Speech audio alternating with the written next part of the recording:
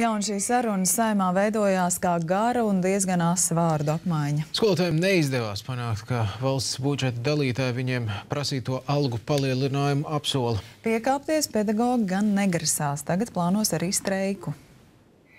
Piketa laikā arī partijas bija nodrošinājušās plakātiem.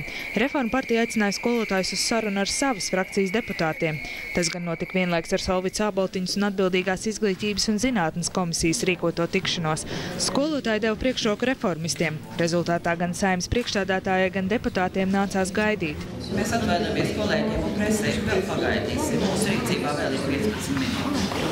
Pēc te 20 minūšu gaidīšanas beidzot uz sarunu ieradās arī skolotāji. Viņi kareivīgi paziņoja, ka deputātiem jāatrod papildus 10 miljoni, lai nodrošinātu viņu prasības. Kādam tas ir jāorganizē un jādara, lai pedagogi nejustos kā pēdējie nabagi, kur stāv ar pastiept roku 20 eiro dēļ. Saeimas priekšstādātāji gan norādīja, ka skolotāji nav vienīgie, kuriem ir problēmas.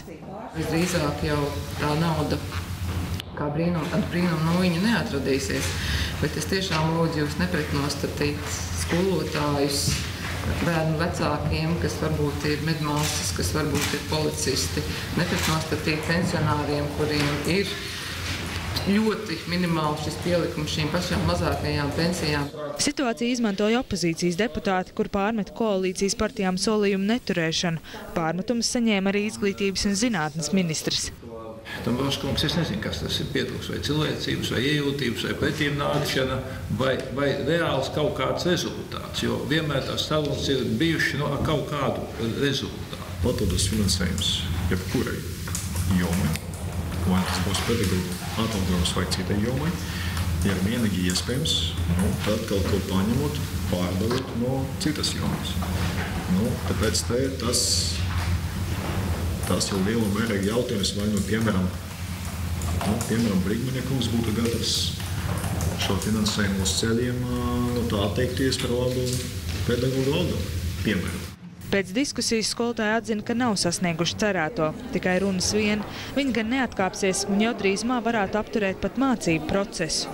Droši vien mums akcijām būs jābūt daudz būtiskākām, līdz pat streikam iespējams.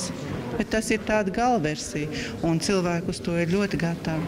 Lai gan Vjačeslavs Dombrovskis sola jau drīzumā reorganizēt skolu sistēmu, skolotāji TV3 ziņām atzina, ka ministrs patiesībā esot vienaldzīgs, jo viņš atsevišķās sarunās esot paziņojis, ka pēc Saeimas vēlēšanām neturpināšot šo darbu.